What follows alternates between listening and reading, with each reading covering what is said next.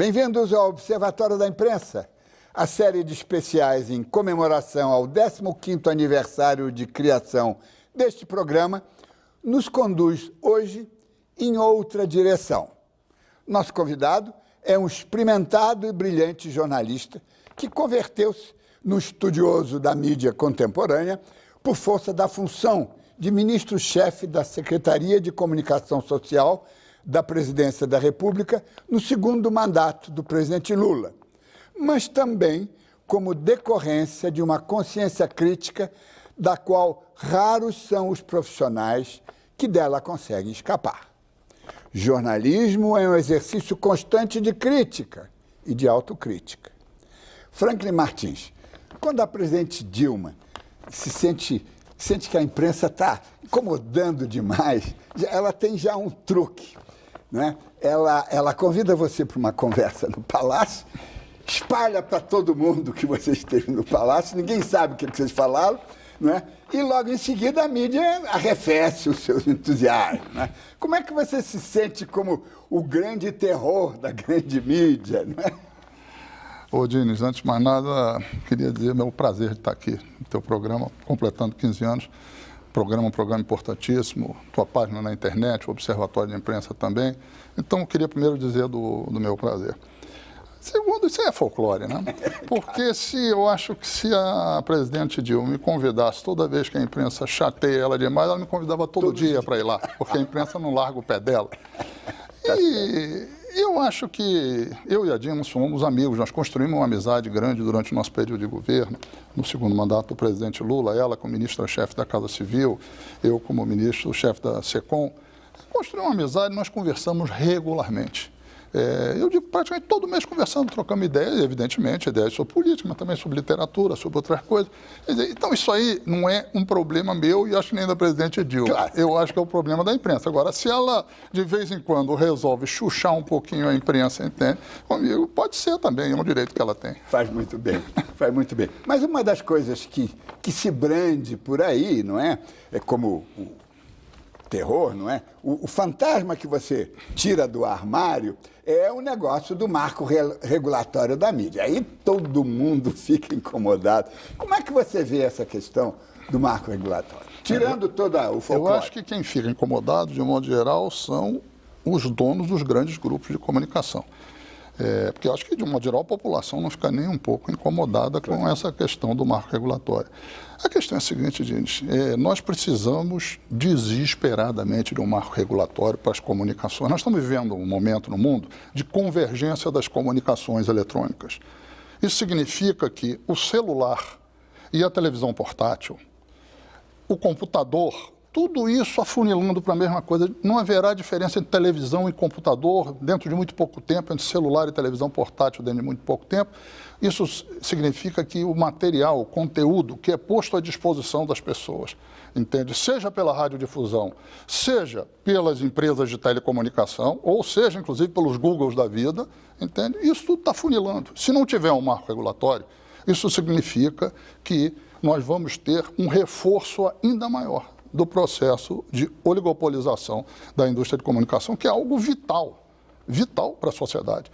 E uma questão curiosa é o seguinte, eu não falo de regulação da mídia, eu falo de regulação das comunicações eletrônicas. Isso tem a ver com o espectro eletromagnético. Explicando para os telespectadores, o espectro eletromagnético é por onde circula a radiodifusão e também, hoje em dia, por onde circula boa parte da telefonia, principalmente a telefonia móvel. Quer dizer, isso é um bem público, escasso, finito, que tem que ser dividido e repartido. Por isso é objeto de concessão pública. Todas as áreas que são objetos de concessão pública são reguladas pelo Estado. Claro. E isso em todos os lugares do mundo. Quer dizer, então, alguém imagina que não tem uma regulação para transporte público, se isso é uma concessão pública? Ou que não tenha regulação para as companhias de aviação, se isso é um transporte público, ou energia elétrica, ou gás, ou que tudo que é serviço público regido por um sistema de concessão tem que ter uma regulação para se saber onde é que está pisando. No Brasil, na verdade, nós vivemos um festival de gambiarras nessa área há muito tempo. Você sabe disso muito bem, mas eu lembro aos telespectadores que o Código Geral de Telecomunicações do Brasil, que é o que rege a radiodifusão, E, de certa forma, as telecomunicações, mas mais a radiodifusão, ele é de 1962, ou seja, completou 50 anos no ano passado. Numa época que não tinha rede nacional de televisão, não tinha transmissão inteiramente. Nós tínhamos 2 milhões de aparelhos de televisão no Brasil. Nós tínhamos muito mais televizinhos do que televisores no Brasil.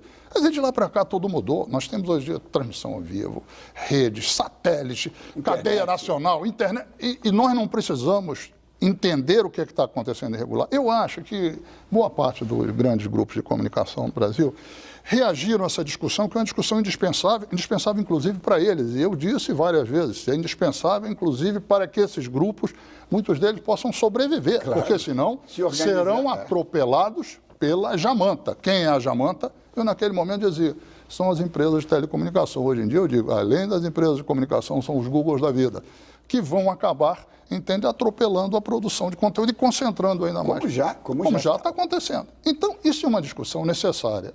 O problema é que no Brasil nós temos um pouco a tradição que sempre se fala em discussão de alguma coisa que afeta a imprensa, se reage como se isso fosse um atentado à liberdade de imprensa. Mas isso não é de hoje, não. O Código Geral de Telecomunicações de 62 foi o mesmo comportamento. Entende? Por quê? São setores extremamente concentrados, ainda mais depois da ditadura militar, onde a concentração dos meios de comunicação, principalmente televisão, foi uma coisa brutal. Não apenas por causa da ditadura, mas também por causa da ditadura, por causa de uma simbiose, um namoro político e até casamentos políticos, entende? Mas também porque a imprensa, de modo geral, se transformou numa indústria extremamente pesada, onde os custos de produção foram crescendo. Diz, um jornal na década de 60 tinha quantas páginas? Quantas páginas tem hoje? Passou 10 vezes. Mais do que o dobro. Muito mais do que o dobro. Muito mais do que o dobro. E assim vai em todas as áreas, entende? Se tornou uma indústria extremamente pesada. Eu sou do Rio de Janeiro, você trabalhou no Rio de Janeiro há muito tempo. Eu, quando era garoto, no Rio de Janeiro, havia pelo menos 20 jornais importantes. Diário Carioca, Diário Notícia, Tribuna da Imprensa, Última Hora, O Jornal, Correio da Manhã, Jornal do Brasil, O Globo, A Luta, O Dia, e ainda vai, Jornal dos Esportes. Quantos jornais existem hoje em dia no Rio? Quantos grupos de comunicação? 2 grupos de comunicação no Rio. Ou seja, você tem um processo de concentração, de afunilamento, e isso aconteceu na mídia impressa, mas isso aconteceu na televisão, isso aconteceu no rádio. Esse processo de concentração. Nós estamos vivendo um momento novo, porque as novas tecnologias, a digitalização, a internet, ela, ao mesmo tempo que, ao promover essa convergência da comunicação eletrônica, ela exige uma regulação de novo tipo que seja capaz de lidar com tudo isso, ela também permite, isso é extremamente positivo, ela permite um barateamento dos custos de produção extraordinários. E, portanto, ela permite também que volte um pouco o tempo heróico da imprensa, onde jornalistas, pessoas que não eram grandes grupos, grandes empresários, podem lançar as suas publicações, os seus jornais. Agora, considerando que a palavra marco regulatório lembra um fantasma, uma coisa aterrorizante, e levando em conta que fora do Brasil existem uma série de medidas reguladoras que funcionam, por exemplo, a arbitragem da concorrência nos Estados Unidos, feita pela FCC, que é de 34, que arbitra a concorrência, que arbitra, inclusive, impede a propriedade cruzada, a concentração numa mesma região. Essas são coisas que podiam sendo feitas sem entrar nesse grande desenho que assusta, que é meio apocalíptico, né? Não, eu discordo de você. Eu acho que isso são coisas normais de ser discutidas. Fantasmas existem para quem acredita em fantasma. Pessoas que botam o pé no chão, que são razoáveis, que olham o mundo de frente, ou que não querem manipular a opinião pública, porque grande parte disso é algo deliberado por parte da imprensa, tentando interditar uma discussão da imprensa. Porque a imprensa gosta de discutir todo mundo, menos ela. Você sabe disso muito bem. Eu que o diga. Você sabe disso muito bem. Então, a discussão de um marco regulatório, no fundo, é uma discussão sobre a imprensa que temos, a indústria de entretenimento que temos pela via da radiodifusão, mas também é uma discussão sobre os direitos da população à informação, à pluralidade, tudo isso. Isso é uma discussão que existe no mundo inteiro. Em todos os países democráticos existe isso. Tem na Inglaterra, tem na França, tem na Itália, tem nos Estados Unidos. Eu, quando era ministro da SECOM, a SECOM promoveu um seminário internacional e trouxe representantes das agências de todos esses países, da Argentina também, dos Estados Unidos, de Portugal, da Espanha. Existe regulação em todos esses países. Isso não tem nada a ver com controle de conteúdo, porque censura é um controle prévio de conteúdo. Isso, em momento algum, foi proposto, em lugar algum. Então, isso é só uma tentativa de ver se criando assim, uma grande confusão, interdita o debate. Só que isso não vai dar certo porque a convergência ela impõe mudanças. Claro. E isso terá que ser discutido. De alguma forma, isso terá que ser discutido. Agora, dentro dessa, digamos, dessa estratégia de tentar algumas coisas que, aperitivos, digamos, que pudessem avançar, promover e mostrar para a sociedade que é possível fazer avanços significativos, uma das coisas, e nós temos nessa série de depoimentos, isso tem aparecido, é a questão, por exemplo, da concessão de canais de radiodifusão a parlamentares ou a pessoas que ocupem funções importantes dentro da República, né? Isso é uma das aberrações maiores. Nós temos hoje, os estudos estão sempre superados, né? Mas calcula-se que, sei lá, quantos parlamentares, 60% das concessões hoje sejam de parlamentares, de rádio e TV, né? Isso é uma distorção do sistema, né? E tem sido aproveitado também até do ponto de vista religioso, que parte dessas concessões vão para confissões religiosas, então cria-se uma confusão que afeta, inclusive, a imagem do país secular, democrático. Como é que você vê isso? Não podia ser feito alguma coisa? Alguma coisa tem sido feita, eu vou dizer, houve há pouco tempo, cerca de um ano e meio atrás, a votação de uma lei de TV por assinatura, que eu acho que fez alguma regulação no setor, exatamente, fez regulação. E coisas importantes, separou distribuição de produção. Quem produz não pode distribuir, quem distribui não pode produzir. Por quê? Para impedir a concentração, a oligopolização. Estabeleceu cotas para a produção nacional, cotas para a produção regional, cotas para a produção independente. Diga-se de passagem, tudo isso previsto na Constituição da nossa República. Claro. E que estão adormecidas, todos esses dispositivos na Constituição da nossa República, que nunca foram regulados. A Constituição da República fala que não pode ter oligopolização na comunicação social. É o único setor onde ela especificamente diz não pode ter. Isso nunca foi regulado. Ela diz que tem que ter produção nacional, isso nunca foi regulado. Diz que a radiodifusão deve se concentrar basicamente na produção de informação, nunca foi regulado. Da classificação da programação por faixas etárias. Por faixa etária. Isso está na Constituição. Ao mesmo tempo, produção independente, nunca foi. E ela diz claramente, quer dizer, que uma série de coisas não podem ser feitas e isso nunca foi regulado. A única coisa que foi regulada, o único dispositivo que foi regulado da Constituição, era um dispositivo que proibia a presença de capital estrangeiro nas indústrias de comunicação. E que em 2002, a meu ver, acertadamente, inclusive, ampliou-se para 30%. É claro que isso obedeceu à razão de que havia algumas empresas, no caso a Editora Abril e no caso as organizações Globo, que viviam seríssimos problemas de caixa naquele momento e aquilo foi muito bem-vindo. Então, mas só quando foi a favor das empresas de comunicação é que alguma coisa foi regulada. E a sociedade? E o cidadão? Ele não tem direito à pluralidade. Sim. E as TVs e rádios comunitárias vão continuar a ser perseguidas do jeito que são, como se fossem... uma excrescência existe no mundo inteiro e isso é parte importante do processo de comunicação. Então, tudo isso necessita uma regulação. Aí você diz, não, mas podia se fazer por aqui, por ali. Claro, outras coisas que tem que estar. O parlamentar não pode ter televisão e não pode ter rádio. A Constituição não proíbe especificamente o parlamentar, mas ela diz o seguinte, quem goza de foro privilegiado, ou seja, o parlamentar, juízes, etc. e tal, não pode ser detentor de concessão pública, então ele não pode. Segundo, você pegar o espectro, o horário, e alugar o horário, seja para supermercados eletrônicos, seja para confissões religiosas, isso não pode, isso não é seu. O espectro, você usa do espectro é uma concessão, ele é público, ele é do Estado. Quer dizer, então, é evidente que isso virou como eu costumo usar essa expressão, é um cipual de gambiarra, porque não existe um marco regulatório. Até claro, marco regulatório não tem nada de espantoso. Nos Estados Unidos existe um marco regulatório. Eles regulam mais pela via econômica, proibindo a propriedade cruzada. Exatamente. Entende? Então, se uma empresa ela tem um jornal num determinado estado, ela não pode ter televisão e não pode ter rádio. Entende? Já na Europa, regula-se não apenas dessa forma, mas isso é na Inglaterra, isso é na França, isso é na Alemanha, regula-se inclusive estabelecendo determinadas obrigações de conteúdo.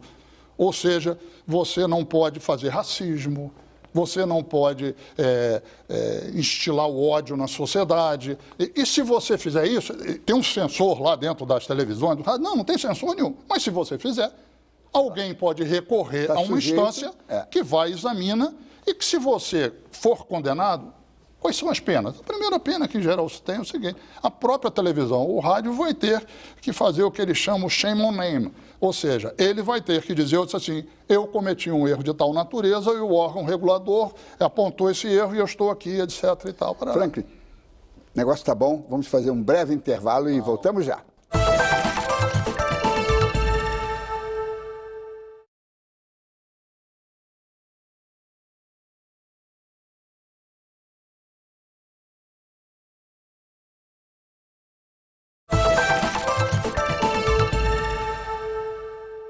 Estamos de volta com o Observatório da Imprensa, que comemora 15 anos com uma série de entrevistas especiais. Hoje conversamos com o jornalista Franklin Martins. Franklin,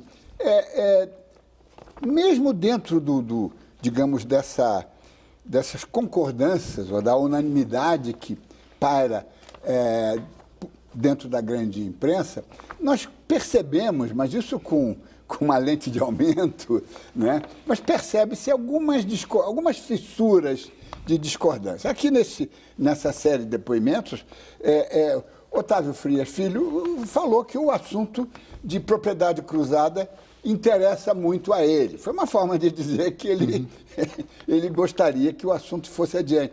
Agora, por que esse debate não avança? Para que se crie um clima de debate mesmo, né? Eu até mencionei, no própria entrevista com o Otávio, eu mencionei, no meu tempo, quando eu comecei, e o seu pai era jornalista, tribuno e tudo, o Paulo Bittencourt debatia com as pessoas e convidava para duelo. Ninguém quer isso mais, não é?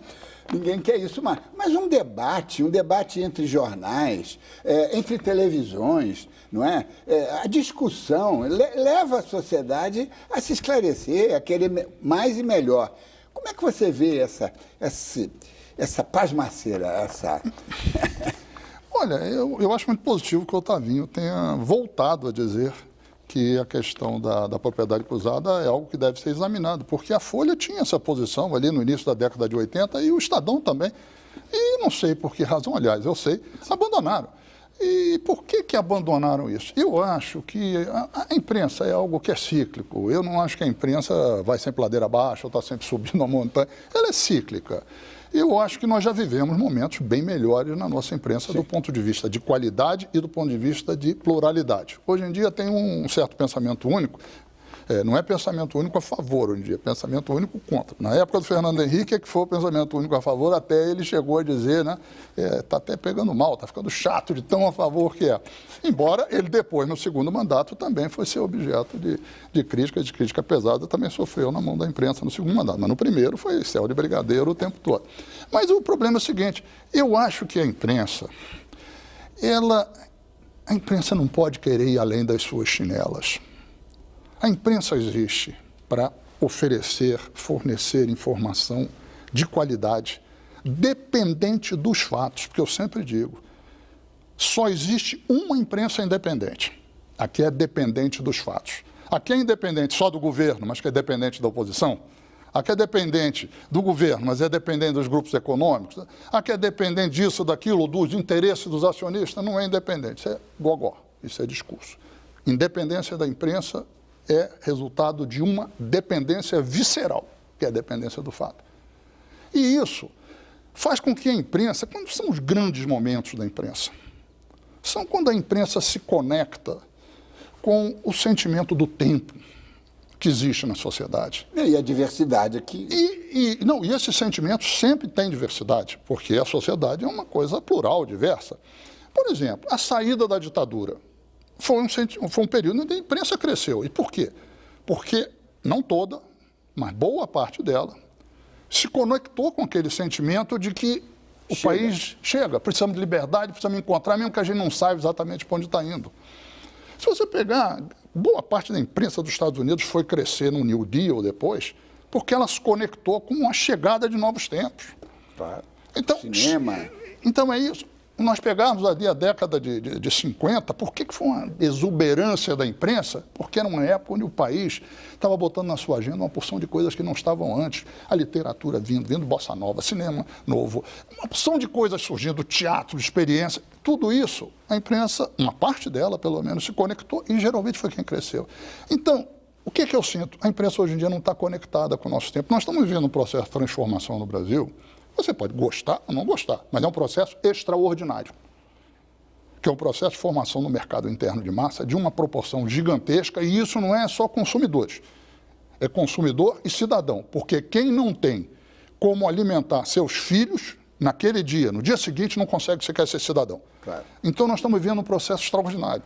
E mais, Diniz, nós estamos vivendo esse processo sem ter sido necessário uma guerra para isso. Os Estados Unidos construiu seu mercado interno de massa quando? Depois da Guerra da Secessão. Teve que ter uma guerra sangrenta para isso. E o que se produziu depois disso? Entende? Você produziu um novo tempo de afirmação do capitalismo, construção do mercado interno, cidadania e também de resistência enfurecida à mudança. Uma curiosidade. As 11 eleições seguintes ao Lincoln, 9 foram ganhas pelo Partido Republicano e 2 foram ganhas pelos democratas. Você quer dizer que era o Partido Único? Não. É porque o Partido Republicano, que era o Partido do Lincoln, estava conectado com os novos tempos. E o Partido Democrata olhava com nostalgia para o tempo da escravidão. Como era boa a minha plantation, como era bom o tempo que os negros obedeciam. E se apoiava onde? No Sul. Quando é que o Partido Democrata volta para o jogo? Quando ele começa a trabalhar com a classe operária migrante. Claro. Do Nordeste dos Estados Unidos. Ele se conectou com o novo tempo. Isso vale para a imprensa. A nossa imprensa, às vezes, parece a Carolina do Chico Buarque. Passou na janela, o tempo passou a janela e só ela não viu. Pois é. Agora, esse debate que não precisa ser um debate necessariamente ideológico. Claro que não. Ele não é ideológico, embora tenha uma conotação ideológica. Claro, tudo tem. Mas esse debate é que a gente não está conseguindo acioná-lo. Eu acho que, ou porque radicaliza demais em alguns momentos, ou porque dá uma canseira, aquela coisa, né? E dá um banzo e aí ninguém quer se meter. A grande verdade é que essas transformações que você aponta, de caráter social hoje no Brasil, não estão sendo acompanhadas por uma transformação de caráter cultural. O país, de certos aspectos, está indo para trás em matéria de cultura, mesmo essa cultura de massas que podia ser um pouquinho mais, já foi mais refinada. Como é que se pode dar a volta a isso? Talvez que esteja muito oligopolizada. Os canais de transmissão da cultura estejam muito concentrados. Mas a internet está dando algumas coisas interessantes. Alguma coisa. Não, você vai ver o seguinte, eu vou citar alguns exemplos na internet. Eu acho a internet uma coisa extraordinária. Outro dia eu vi um dado seguinte, na cerimônia de abertura das Olimpíadas em Londres, foram postadas em seguida, nas 12 horas seguintes, 400 mil fotografias, por pessoas que estavam lá presentes e saíram clicando. Foi a imprensa que fez isso? Não, foram as pessoas. A diferença que tem é que hoje em dia, nós estamos assistindo, a meu ver, a uma mudança profunda no modelo de comunicação que vem desde o tempo nos Estados Unidos, na Inglaterra, desde 1700, no Brasil, desde 1800, que é um modelo onde você tem um núcleo ativo produtor de informação e uma massa passiva consumidora de informação. Isso valeu nos jornais, no rádio, na televisão, mas atenção, isso acabou. Porque hoje em dia, mal saiu a notícia, você já tem na internet um monte de gente discutindo se aquilo é verdadeiro, se não é. Os erros da imprensa resistem pouquíssimo tempo. E a manipulação, quando a imprensa incorre em manipulação, e a imprensa ocorre frequentemente, no Brasil hoje vem incorrendo muito, a manipulação praticada pela imprensa é desmascarada em muito pouco tempo. Rapidamente. Então, isso produz... Eu costumo brincar, dizer assim, a internet, a blogosfera é um pouco o grilo falante da imprensa. Sim. A imprensa mentiu, ela diz, Pinóquio, você está mentindo, o nariz está crescendo, Pinóquio, cuidado. E isso faz o quê? Se a imprensa souber reagir positivamente a isso, isso fará com que nós, jornalistas, façamos um trabalho muito melhor. Porque nós seremos mais humildes, nós somos muito arrogantes, de modo geral, muito arrogantes. E os donos de jornal, então, nem se fala. Todos seremos mais humildes e poderemos aprender com nossos erros, porque eu acho uma coisa extraordinária, a tua experiência, você sabe disso. O público, o leitor, o telespectador, o ouvinte, é extremamente generoso com a imprensa, com os erros da imprensa. Se ele acha que o erro foi cometido de boa fé, no afã de entregar uma informação correndo contra o relógio. Mas quando ele percebe, através da repetição, que os erros são cometidos de má fé, o que está querendo é manipulá-lo, o leitor, o telespectador, o ouvinte, é o crítico mais severo que pode ter da imprensa. A nossa imprensa está aumentando a circulação. Não. As rádios e televisão estão aumentando a audiência nos telejornais. O Jornal Nacional tinha 70 pontos de audiência há algum tempo, depois caiu 50. Hoje em dia está aí dando o quê? 20 e pouco. Por que isso?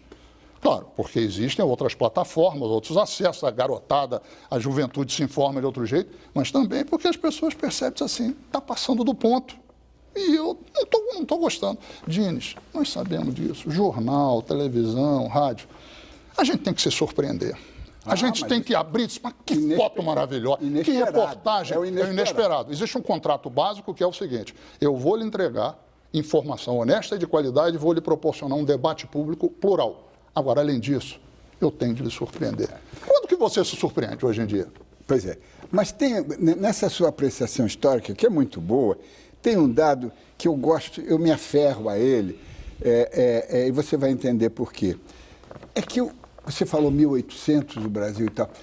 O Brasil, antes de ter imprensa, teve 3 censuras. Os 308 primeiros anos da nossa vida, como território e depois como instituição e tal, foram de 3 censuras simultâneas, sendo que 2 delas religiosas, a terceira era da coroa, que também era.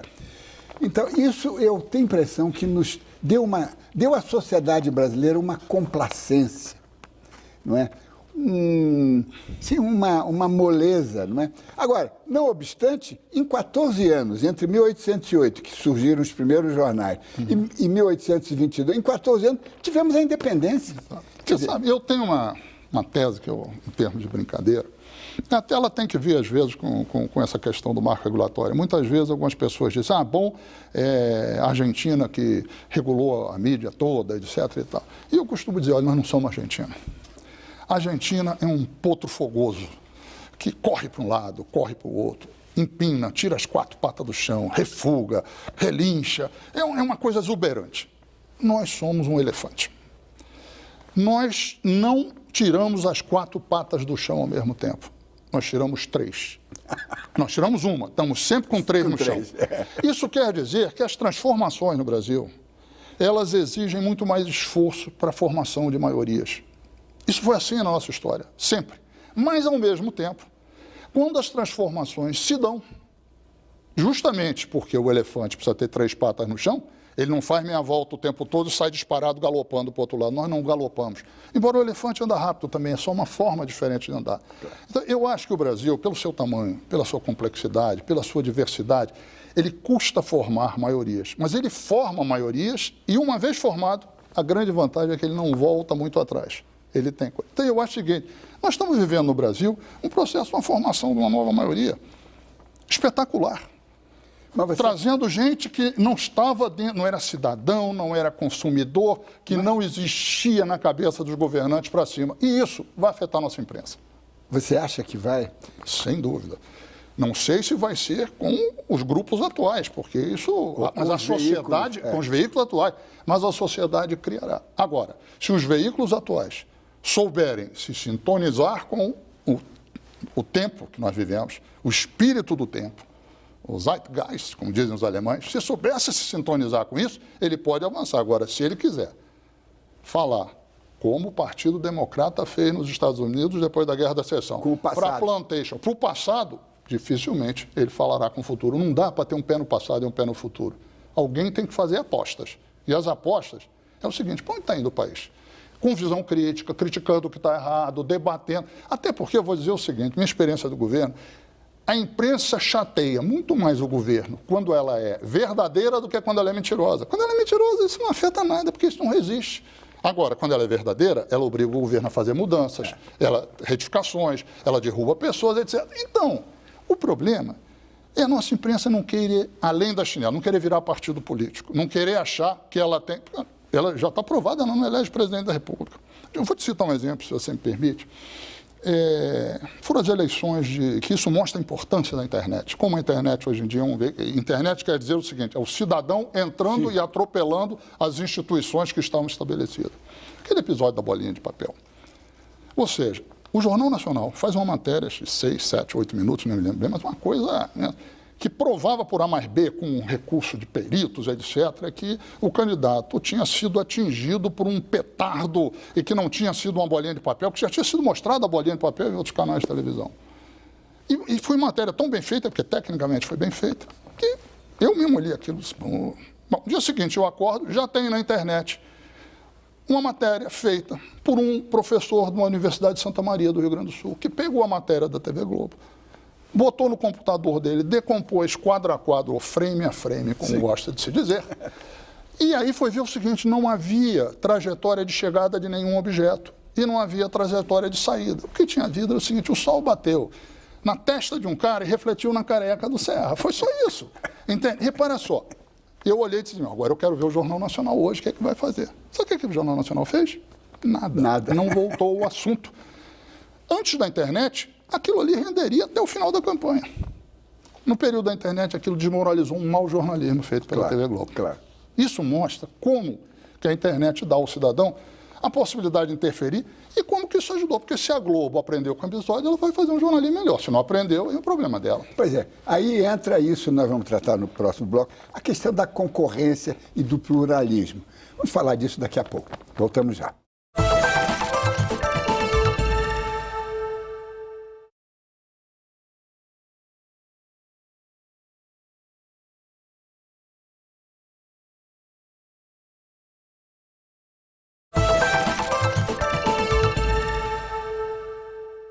Chegamos ao terceiro bloco dessa entrevista especial com o jornalista e estudioso e autor de livros interessantíssimos que nós vamos ter ocasião de falar, Franklin Martins.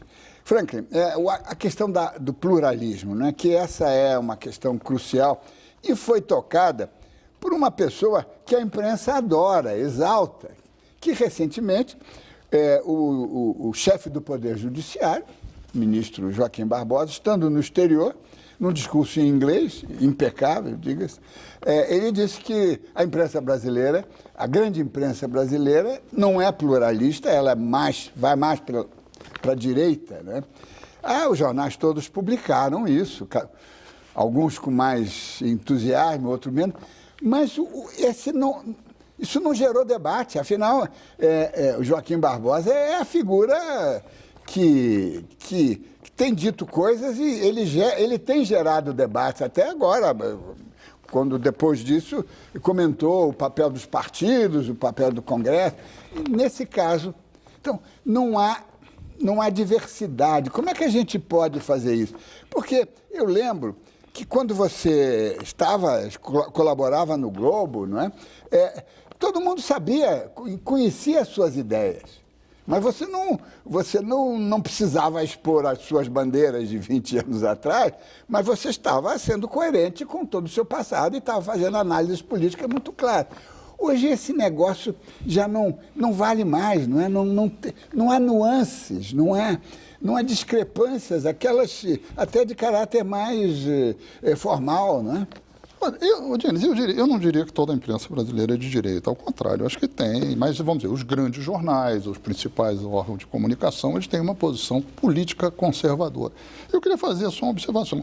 Eu acho que o presidente do Supremo Tribunal Federal não deveria se pronunciar sobre isso. Ele é presidente de um poder da República. Ele deveria se manter um pouco mais, de uma postura mais recatada. Eu acho que recato faz muito bem a ministro, entende? E principalmente a presidente do Supremo. Mas entrando no assunto que você abordou, eu acho que a sociedade vai dar algum jeito nesse tipo de coisa. Porque a sociedade exige, ela cobra. Isso, de alguma forma, vai acabar entrando... Eu vou dizer o seguinte. Eu, por exemplo, você falou, eu trabalhei na Globo. Eu trabalhei na Globo e nunca tive nenhum problema, a não ser no período final da minha saída, quando eu divergi da cúpula da Globo sobre a cobertura do Mensalão. Entende? Divergi a cobertura que faziam de um escândalo a cada 2 dias, que depois nem ia embora, nem se voltava a ele. E eu dizia o seguinte, nós temos que descobrir de onde veio o dinheiro do Valério Adulto. E isso incomodava a direção da Globo, porque ninguém foi atrás de onde veio o dinheiro do Valério Adulto. Até hoje, ninguém foi atrás. Entende? Isso é uma questão importante. Mas, voltando... Por que eu fui trabalhar na Globo? Eu, uma pessoa com ideias de esquerda, que nunca escondi, todo mundo sabe disso. Porque a Globo, o Evandro Carlos de Andrade, que foi diretor primeiro do Jornal Globo e depois da TV Globo, chegou à conclusão, provavelmente junto com os acionistas da empresa, que era necessário fazer uma mudança de imagem da Globo. Por quê? Porque a Globo tinha saído muito mal do processo do final da ditadura. E ele fez isso, e para isso, quais foram os 2 pilares da reforma de imagem do Jornal Globo e depois da TV Globo? Apego aos fatos, pluralidade. Aí, na pluralidade, eu entrei. Era necessário pessoas que exprimissem um diferente ponto de vista. Hoje em dia, eu vejo muitos jornais, todo mundo fala igual, todos os colunistas falam igual, todos os comentaristas falam igual. O que isso passa?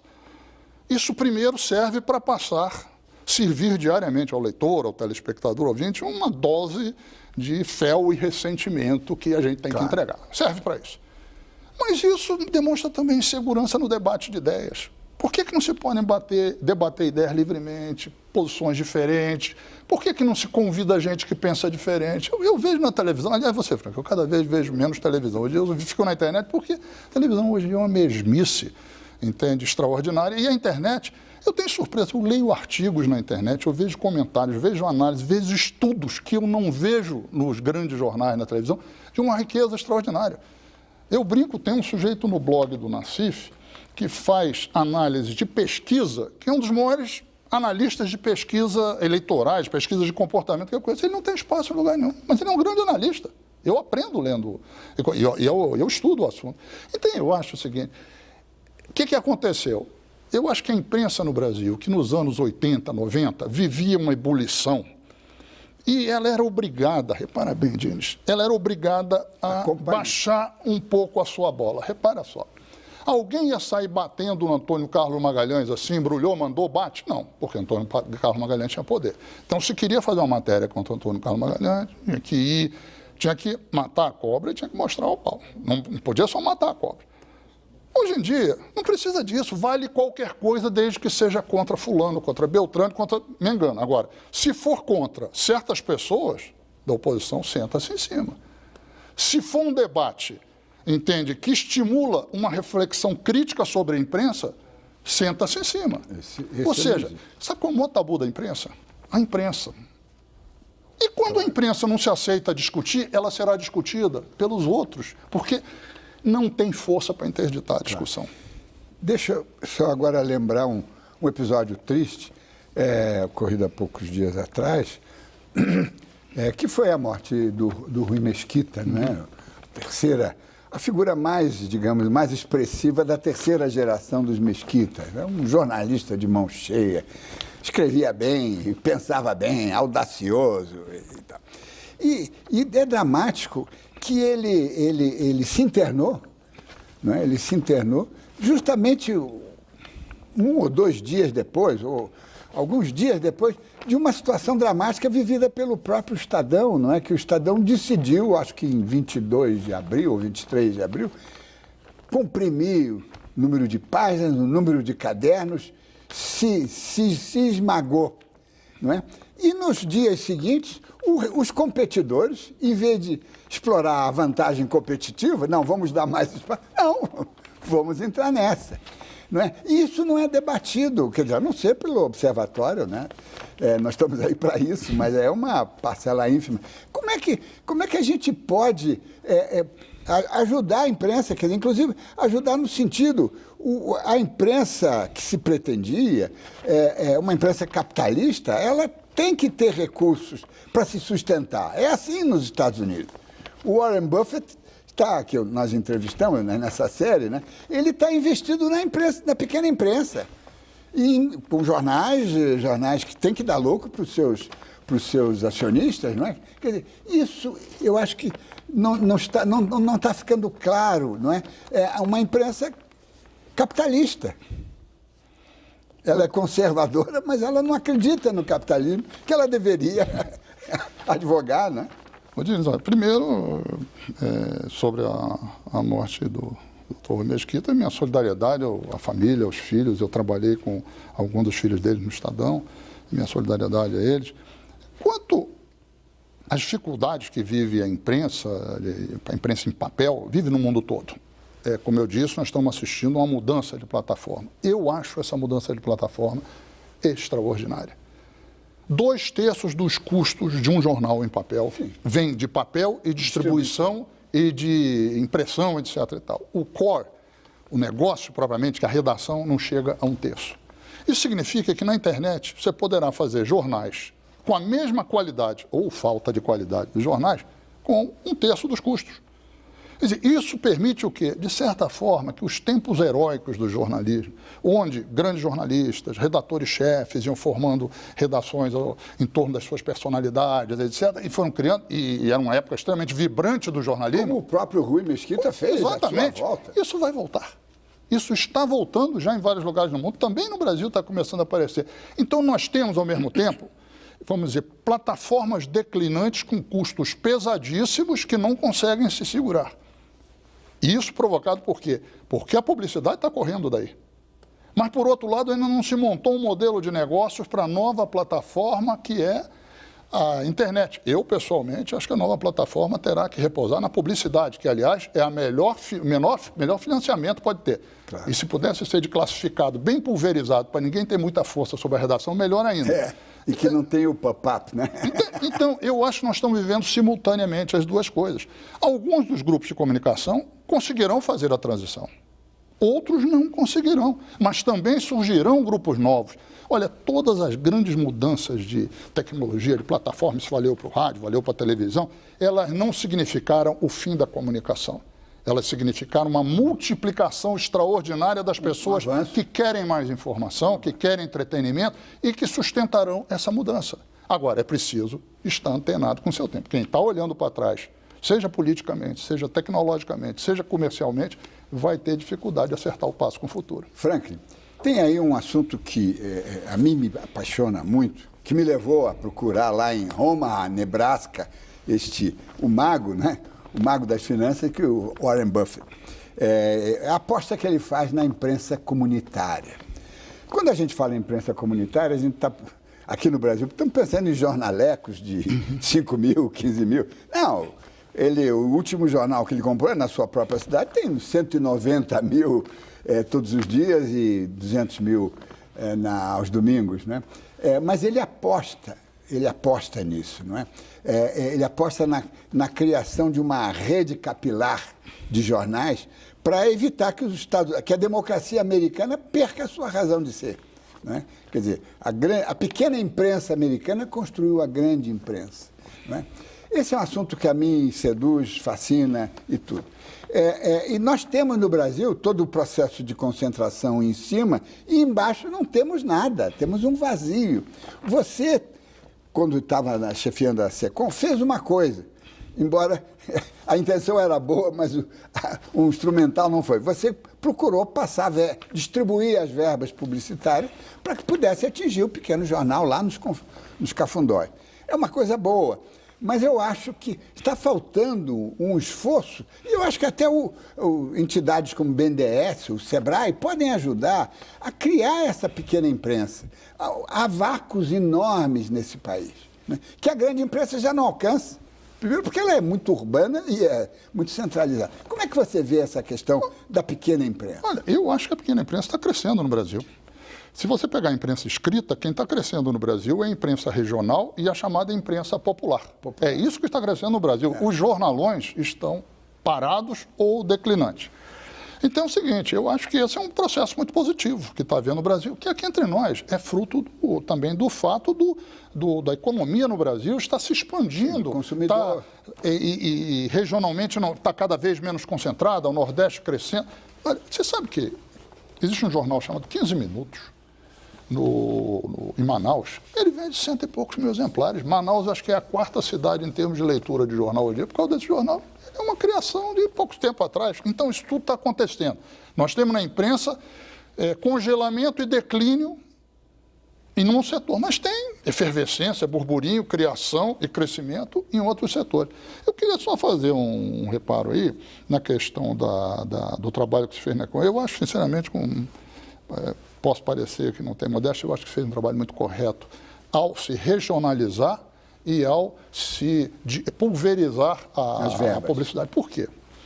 O governo federal, diferentemente de um grupo comercial privado, o governo federal se relaciona com toda a sociedade, de A a E, de 16 a 80 e tantos anos. Não tem, todo mundo, de todas as classes. Ele tem que vender o seu peixe, vender a sua metade. Por que ele vai concentrar em alguns poucos? Por que ele não vai passar para todos aquilo? E mais, saía muito mais barato para o governo federal, ele atingia muito mais gente ao fazer isso disseminado. Aí veio a história, é a Bolsa Arrastão. É engraçado, quando era concentrado em 100 jornais, não era Bolsa Arrastão. Agora, quando passou a ser 5 mil jornais e rádios, isso passou a ser Bolsa Arrastão. Ou seja, na verdade, gente, existe uma enorme dificuldade de um setor na sociedade que sempre teve acesso ao poder, sempre chegou lá e sempre conseguiu se beneficiar disso, de ver que o poder pode ser exercido para democratizar e não para concentrar, para espalhar e não para reunir. Essa é a dificuldade da nossa imprensa, entende? Agora, eu volto a dizer, é a questão do espírito do tempo. Quem entender o espírito do tempo, e talvez o Buffett esteja entendendo, não sei, eu não acompanho para saber, eu digo o seguinte, jornalismo comunitário tem uma importância monumental no mundo todo. Tem. Jornal, inclusive escrito, em princípio, é comunitário. Ele é da cidade dele. Essa é a rádio é comunitária. Televisão é que já é um pouco mais complicado, mas rádio e jornal é comunitário. Quem souber conectar com isso, vai longe. Quem ficar choramingando porque o mundo está mudando e querendo voltar para trás e achincalhando quem quer ir para frente, sinceramente, vai ficar para trás. Agora, você não acha que estava precisando de mais capitalismo na nossa empresa? Capitalismo mesmo, quer dizer, porque as nossas empresas, elas são teoricamente capitalistas, mas elas não funcionam, elas não estão em bolsa, não tem capital aberto. Eu vou falar uma coisa elas não são públicas. Aliás, a expressão pública é do Buffett na entrevista, ele fala public enterprises, empresas públicas, mas são... Eu vou falar para você uma coisa que para muita gente vai soar como uma heresia. Eu acho que no jornalismo o lucro é uma necessidade ética. Porque é o seguinte, se o jornal não tem lucro, ele está remunerando o seu capital de outra forma. Geralmente é como? Fazendo negócios à sombra ou do poder, ou de outros grupos privados, etc. Então, a melhor forma para garantir, pelo menos a base, o ponto de partida, é que o jornal dê lucro. Não sei se os nossos jornais dão tanto lucro, não sei se os nossos jornais estão em boas condições financeiras, mas eu não acho que esse é o problema principal. O problema principal dos nossos jornais, a meu ver, é não ficar de mal com o Brasil. É ser capaz de criticar, ser capaz de denunciar, ser capaz de fazer toda a coisa assim, mas não querer puxar o Brasil pelo nariz para cá e para lá e para dizer para onde ele tem que ir. Porque aqui entre nós, o eleitor já disse que não vai. Há 3 eleições que a nossa grande imprensa apoia maciçamente candidatos de um determinado partido e o povo vota maciçamente no candidato dos outros. Mas isso também pode mudar, não é? Poderá mudar e um dia mudará. Mas a imprensa deve refletir sobre isso. Claro, sobretudo refletir. Chegamos ao final desta edição. Quero agradecer ao jornalista Franklin Martins pela entrevista. Na semana que vem, continuamos com a nossa série de convidados especiais em comemoração aos 15 anos do programa. E lembre-se, assistindo ao Observatório pela TV, pelo rádio, pela internet, você nunca mais vai ler jornal do mesmo jeito. Boa noite.